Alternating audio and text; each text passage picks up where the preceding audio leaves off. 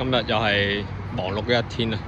呢台 GLB 個儀表提示耳刮故障，搞掂咗噶啦，等交車。呢台 GLA 着唔到車啊，要換電池。呢台港車奧迪嘅儀表提示嗰個電力系統故障。呢台柴油 ML350着唔到車啊！我估計係嗰個尿素故障影響咗佢無法啟動。